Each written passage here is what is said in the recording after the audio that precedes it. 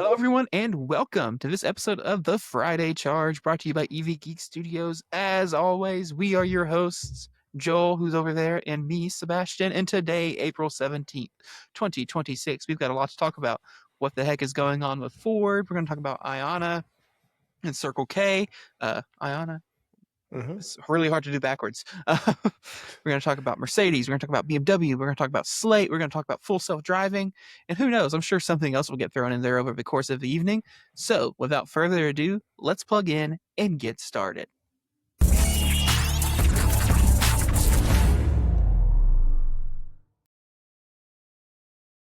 All right, so our first topic of the night is just what's going on at Ford, man. So there's been some major moves and news coming out of Dearborn this week, and Ford is officially entering a new era of its electrification strategy. Again, it feels like this comes up every couple months. 3.0. But this time it includes people leaving. So Doug Field, the chief EV digital and design officer who came from Tesla, was previously at Apple, etc., back in 2021, is officially leaving the company in May. This marks an end to Ford's Model E phase. I haven't seen if it's officially going away, like the actual Model E program, but they have talked about it kind of being folded into a new division called Product Creation and Industrialization. Doesn't that sound fun? Isn't that as catchy as Model E? It gives me a headache, Sebastian. It just gives me a headache. It's all about corporate synergy or something. Yes. Anyway, the goal here is scale and profitability. The COO will be taking over with a pretty strict target. They want an 8% profit margin. But also, just on this topic, CEO Jim Farley was on the TV this week talking to news reporters about Chinese EVs and all that, and he warned that they would have a devastating impact on U.S. manufacturing, calling it a, quote, unfair fight due to China's massive overcapacity. He also threw some odd claims in. I'm going to pull this back up because I didn't actually write them down, but we're talking about it because I'm like, I'll what stop the sharing. heck? There you go. So he put a claim in here just So he specifically said, we should not let them into our country. Manufacturing is the heart and soul of our country. For us to lose that to those exports would be devastating for our country. He really said our country 3 times. This is a quote. It's in quotes. Anyway. There was also, he mentioned in here, see if I can find it. Oh yeah, he noted there was a cyber and privacy risk of Chinese vehicles, calling out specifically that they have cameras that can collect a lot of data. Doesn't Tesla do that? Which, like, don't get me wrong, I get what the premise is there, but you're an automaker who also produces cars that are covered in cameras and connected services, and an automaker that is already selling data and all this stuff. It's like, it's a bit of a pot calling like Kettle. Little. It just seems a little odd. Anyway, and we've talked about this before. I mean, there's definitely reasons to be concerned for Chinese EVs moving to the U.S. There's reason to be concerned for the domestic auto, for our domestic auto manufacturing. But I don't feel like the approach should be to just be like, oh, they can't come here. I feel like the approach should be like, okay, so what are we deficient at? How do we improve? How do we make it so that we can compete? Anyway, Ford kind of do what Canada does and limit the amount of EVs they can sell in a year. Right. Ford has confirmed that they are still working on the UEV platform, the Universal EV platform, which is going to be manufactured here in the U.S., in Kentucky, all that jazz. So all of this shakeup doesn't seem to be impacting that too much. Be interesting to see how if the timeline stays where it's supposed to be, if it moves, if it whatever in 2 months when we're talking about Ford again because they've changed their EV strategy again, we'll let you know. So is this the same Jim Farley that drove a Chinese EV about 2 months ago and said it was amazing and he loved it? It's the best thing he's had since sliced bread. I mean, yeah, so it doesn't make sense. I mean, listen.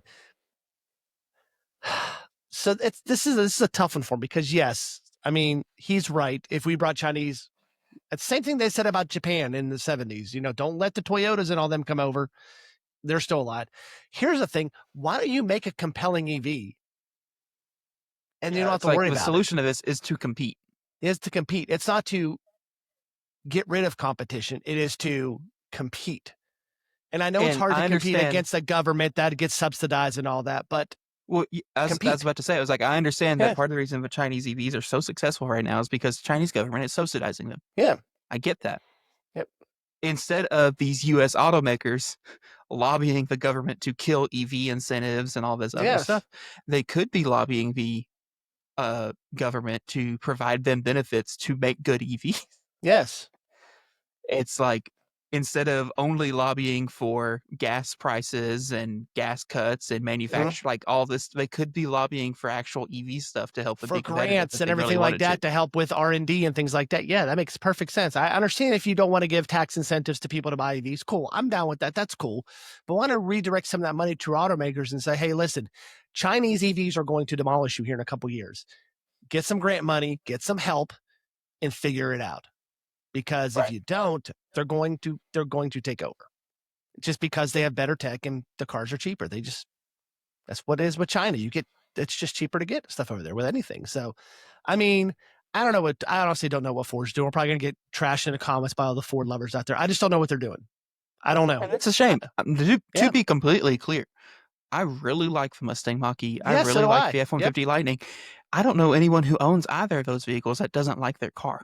And we see a lot of Mach-E's on the road here in Central Arkansas. A lot of them. We've met great people over at Ford, met great people in the Model E team, love them to death. Like, none of this is directed at them. They are fantastic at what they do. They're fantastic, like best of the best, cream of the crop, like fantastic. But I do not understand the directions they're going. Yep. Anyway, I mean, Toyota releases an EV and it's number 3. I don't understand it. And it's nothing, it doesn't wow. I mean, there's nothing wow factor about the BZ. There's no wow factor about it. It doesn't have a great 0 to 60. It's a solid built EV that from a reliable company that has dealerships. A fine car. It's not amazing by any means. It's not whatever. It's fine. Yeah. But we said this a year ago. Ford has to come out with some new EVs because the Mach-E and the F-150 Lightning are going to get stale. And that's probably what happened. They made minor tweaks and updates. Kudos for them to push out the software updates and things like that. But they just kind of got stale. Right. So, and when people get the new iPhone comes out, people rush out to get the new iPhone. Even though there's not much different to it, they rush out to get it.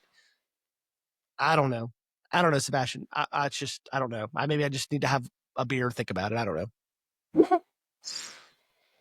Moving on. So, Joel, you actually have already talked about this week. You did a mini charge episode Wednesday, but I wanted to include it here because it's a pretty big deal. Ionna and Circle K is an unexpected match. So Ionna, which is the joint venture between all those automakers, we've talked tons about them. You've heard us talk about them on end, is partnering with Circle K to deploy high power charging at more than 350 sites across the U.S. There's a twist here that we're going to talk about in a second. For those who are kind of new, maybe don't know a lot about Ionna, Ionna builds super fast, reliable EV charging. They're targeting currently 400 kilowatts per stall. They do NACS and CCS connections. They typically do they choose good locations. They will put canopies on some sites. They'll do good amenities, things like that. Here's the real kicker about this partnership specifically. So we've seen them do partnerships with these convenience stores already. We've seen them partner with Sheetz and Wawa and Casey's. This one also includes them taking over the 85 of Circle K's existing Circle K charging sites in the U.S. So Circle K was already in the process and has already built 85 chargers that they own and operate.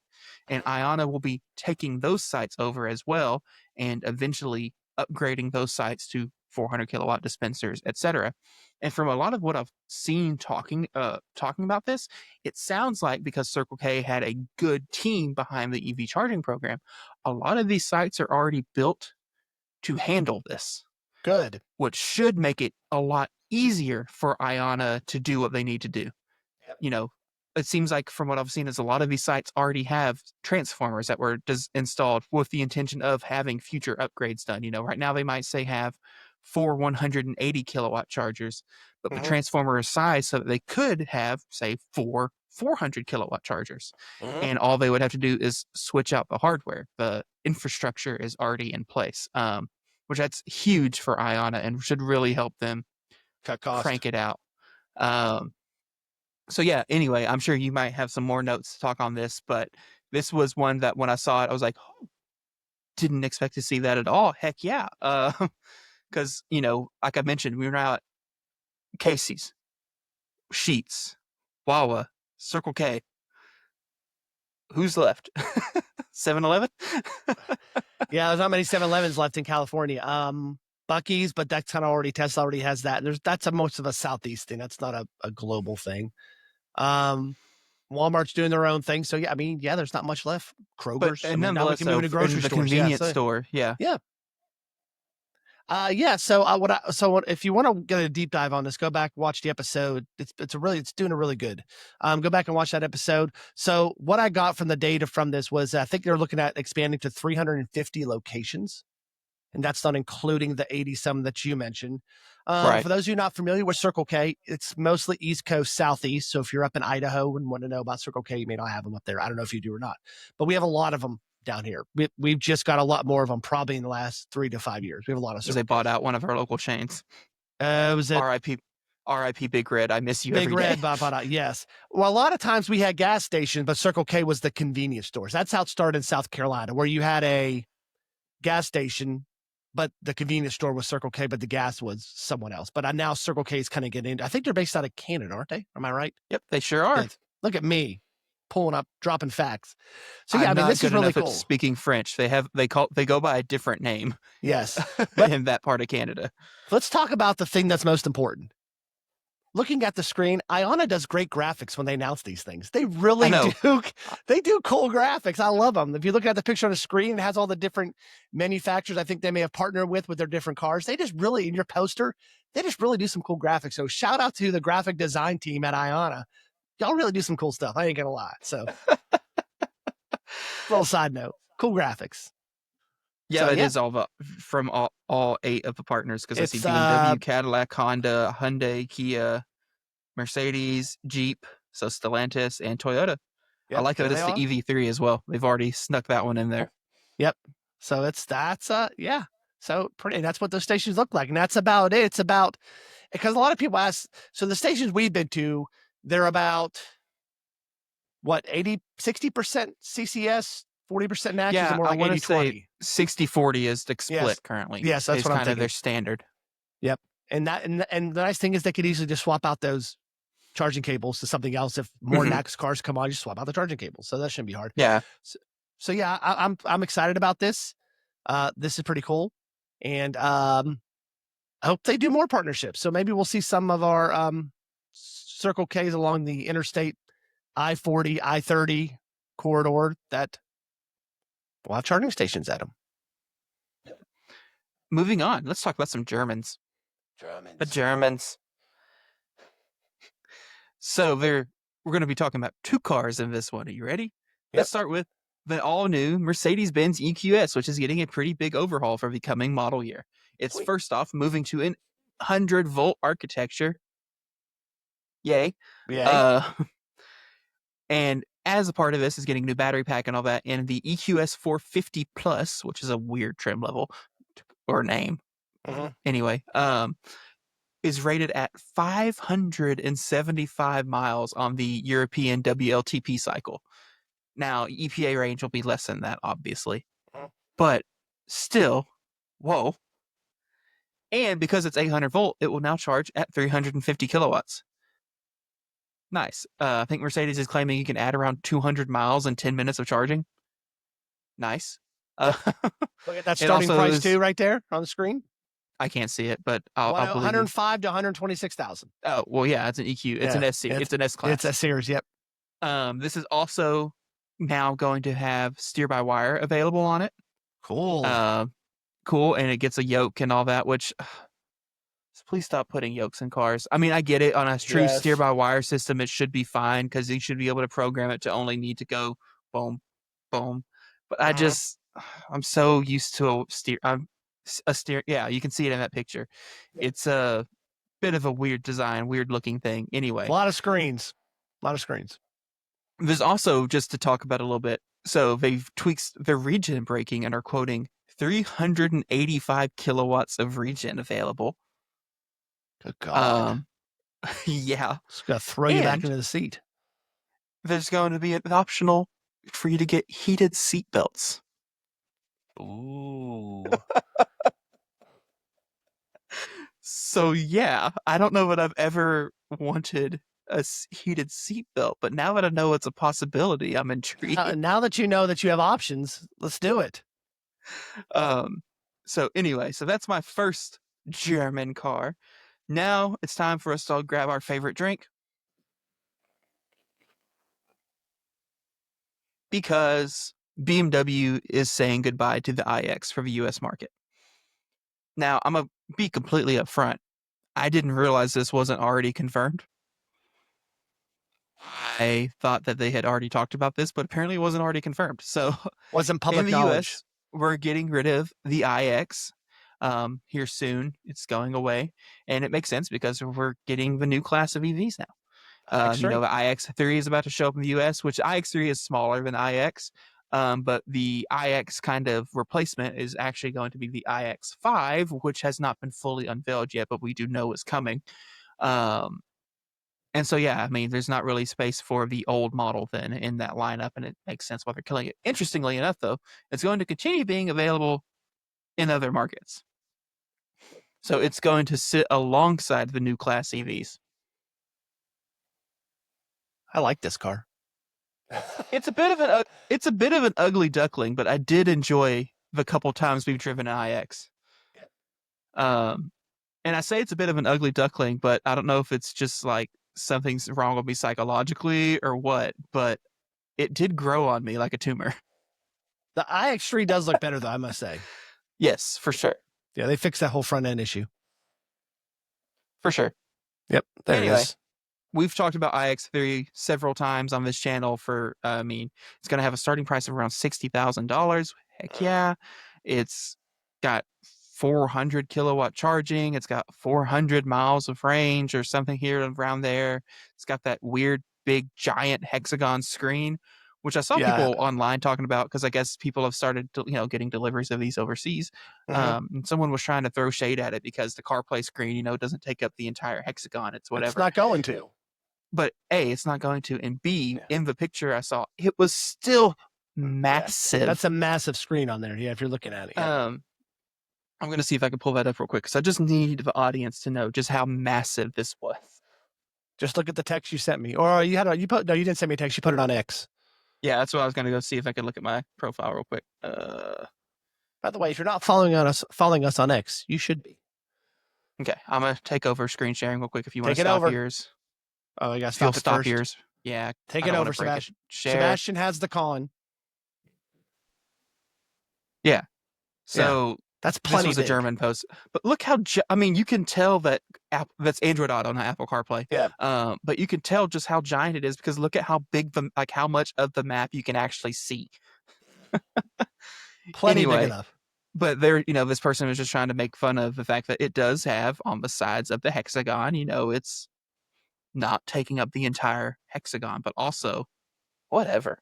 I think it would look weird if it took up the entire hexagon. I think it'd be out of proportion if it did that. Right. Okay. Because you have some things over there on the left there for on the hex. So I just think it would look weird. Yeah. I'm excited about this. I had no positive nor negative thoughts about the iX. I mean, we don't see a lot of them here on the road. We got to review one.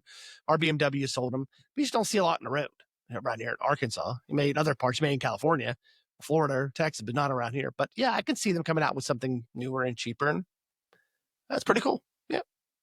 That's all I have to say about that. Just a little quick topic. We're going to talk about Slate here for a second.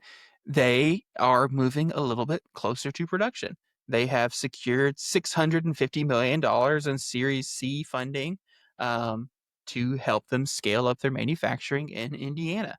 I don't have much else on this. Just yay, I'm excited. Hopefully they do exist and hopefully they come in at the price they're saying they're going to, because for those who maybe aren't really super familiar with the Slate truck, it's a very bare bones basic vehicle that's hyper customizable. Like you really configure how exactly you want. And when I say bare bones basic, I mean bare bones basic. No It doesn't have radio. an infotainment system. You bring your own iPad or phone and a Bluetooth speaker. It's got crank windows by default, just things like that. Now, if I recall, are they making a gas and electric version of this, or just electric? No, just electric. Okay, gotcha. Why was I thinking that? I don't know. You think of Scout, maybe? That may be what I'm thinking. Yep. But Slate is still targeting that $20,000 price tag, even without federal tax credits. Again, we'll see. I would love to see that happen, but in the current environment, I don't know if that's actually going to be possible. But they have received apparently 160,000 reservations so far. Holy cow. For a $20,000 bare bones pickup truck that looks like an Isuzu. And it's because it's super customizable. They do have a package. You can convert it from a 2-seat truck to a 5-passenger SUV and things like that. Anyway. There are going to be some cool mods on these things, I just know. Yeah, it's pretty cool. I mean, practical, I don't think I'll ever own one. I got the yawns tonight for some reason. Good God, sorry to see me yawn. I can see. I mean, if it's cheap enough, EV Geek Slate, come on now. Yeah, that's what I'm talking. We could even get it in green. We could even get it in green. We do it in green and just have a little cheap car that we drive around with. That could be. Yeah, more views, more subscribers. Let's make it happen for us, dude. Make it happen for us, people. Let us get a Slate EV. Come on. We can do it for you. If anyone wants to sponsor one, we'll put your logo on it. We'll do it for you. So yeah, I'm kind of excited about it. I just want to see what one looks like. I don't know if I'd buy one, but I think they're just gonna be cool looking. I mean, it's gonna be. Oh yeah, for sure. It's got to be cool looking. It's got to be cool looking. Yeah. I mean, look, hold on. I got you. Pull some pictures up. I don't have any pictures pulled up. Screen. Slate. Share. I mean, come on, EV Geek Green. We could do it. That is EV Geek Green right there. We could go a little more lime. I think, I'm not sure which one of these shades is right, but do we have to pay more for the shades? I don't know. They don't have pricing of, or is they're it not really posting pricing yet, but it is a wrap because the thing's made of plastic. Let's do it, man. But yeah, you can see pickup, SUV kit, fastback SUV kit, or you can go Bronco style. Don't. I'll just go bare bones truck. Heck yeah. EV Geek. Keep it simple. That looks like my 1990 Isuzu pickup truck that I own. Yep, that's what it looks like. You would have a 1990s Isuzu pickup truck? I did have a 1990s Isuzu pickup truck with two 10-inch speakers in the back. That's probably why I can't hear now. So that checks out. Yep. All right, and our final official topic of the night, we're going to talk about Tesla FSD and the EU. So this was just a little neat. I don't have a ton of note on this because whatever, but I just kind of thought it was cool. So it's in its first EU country in the Netherlands. Yes. But I thought it was interesting. In order to activate it, you have to complete a quiz before you can use FSD. And the quiz is 2 questions. The first thing is it verifies that you know how to tell if it's enabled. Seems good. And the second one is basically a question to verify that you know that you are ultimately responsible for the vehicle. And I hit a button by mistake. Sorry. My bad. Go on. But yeah, so the second question is just to make sure you are aware that you are responsible for the vehicle. And if FSD makes a mistake, it's on you. Okay. I just thought that was interesting. There we go. And of course, they're using driver monitoring and all that jazz, and it might be heightened a little bit for the EU market. That's not been confirmed nor denied. But anyway, I just thought the quiz aspect was interesting. Oh, I'm watching this FSD video. There's a lot of people walking around the streets and it's stopping for it. So this is just interesting. So yeah, I mean, this makes sense. I mean, we're seeing Tesla in a lot of heat lately over some FSD stuff. I saw a video where a Cybertruck crashed into a sidewall of an overpass because of some cones or construction and the driver didn't take over. So that it's going to be, I'm curious to how these I figured there was going to be more regulations in Europe than we have here. That was just, but a cool 2-question quiz. What if you get the questions wrong? I don't know. Good question. My main thing was yes, it's only 2 questions. If it's really not doing much, but I thought it was interesting that Tesla is forcing you to acknowledge that at the end of the day, even though it's called full self-driving, it's not truly full self-driving. You are still it's self-driving. Like, it's Mhm. a great system. Don't get me wrong; it does a great job 99% of the time. But the car is not responsible. You can't And so I sue just the thought it was car. right. Yeah, even though people will try, can't sue the car. You got to sue the driver. So yeah. All right, Joel, what did we do this week? Let's see. Monday we released a video of Sebastian's favorite car, the standard Model Y. Why don't you tell little people about that car, Sebastian? I want to hear your thoughts on that. If you haven't watched the Yeah, video, so go watch it. Sebastian, just give yeah, me if you some haven't thoughts watched real it, go quick. watch it. But Go watch it.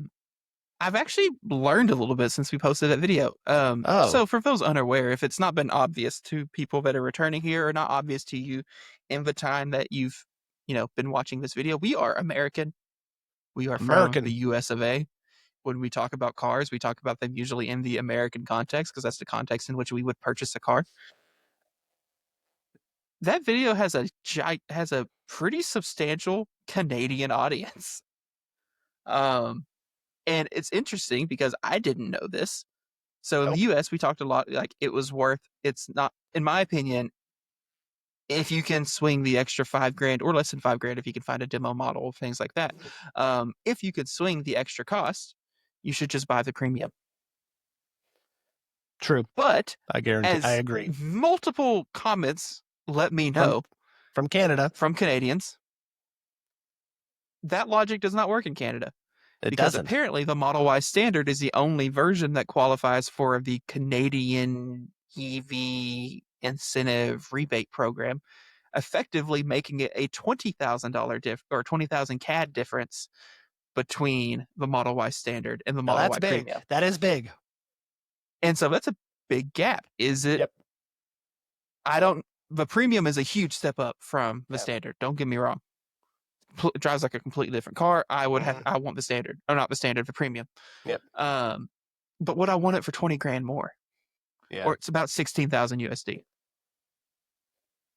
Yeah. I mean, that's a tough sale. So anyway, but yeah, I just, YouTube comments, I don't usually, especially we don't typically have that much of a Canadian audience. And so I just thought it was very interesting on that vehicle specifically. We had a bunch of people.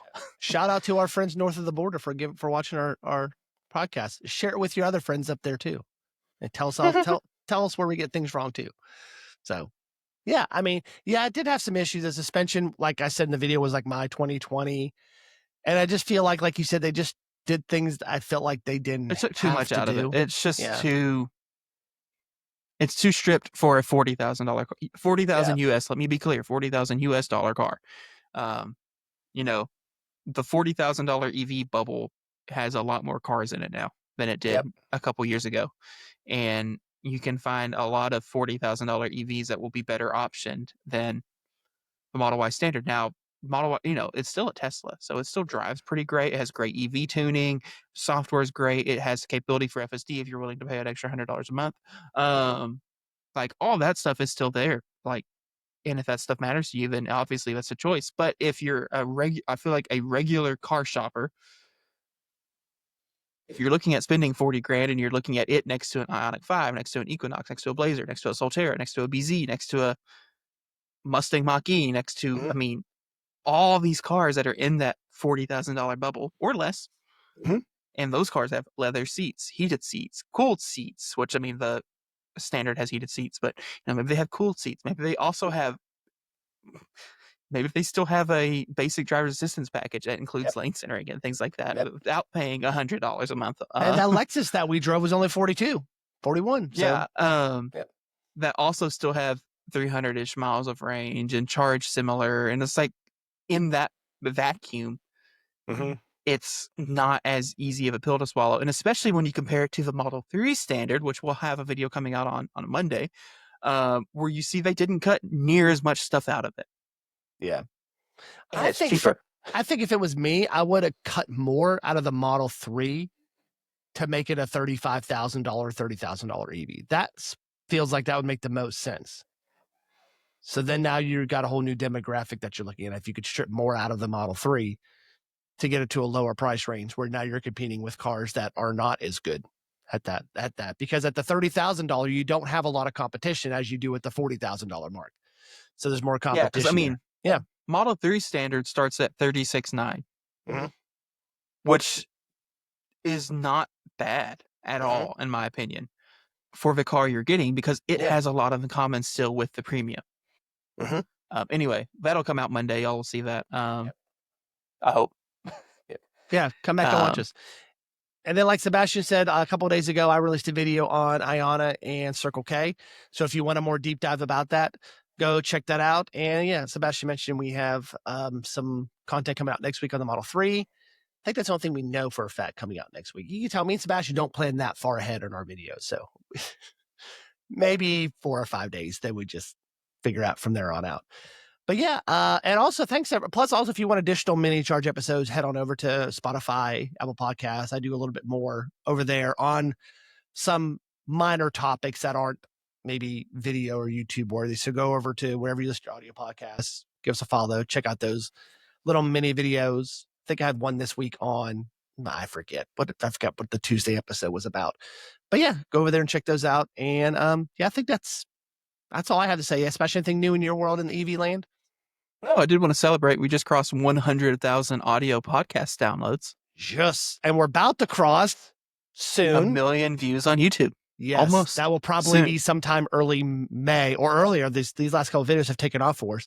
I'm thinking early to mid-May we'll cross 1 million. So yeah, so everyone who's watching us on the audio platforms, thank you. That's a big thing for us. Yeah, or listening to us, or you're watching your phone. So who knows? But thank y'all for doing that. So yeah. So yeah, celebrate that. Super pumped about that. But yeah, I don't have anything else really to add. So I guess at this point, that's a wrap for today's episode. Thank you all for plugging into the Friday Charge. If you enjoyed today's episode, don't forget to like and subscribe to us on YouTube. And if you're listening to us on Spotify or Apple Podcasts or wherever you get your audio enjoyment, make sure to follow us on there. Leave us a rating, leave us a comment, thumbs up, like it, whatever. It really does help the show grow. So long, everyone, and we will see you on the next episode of The Friday Charge.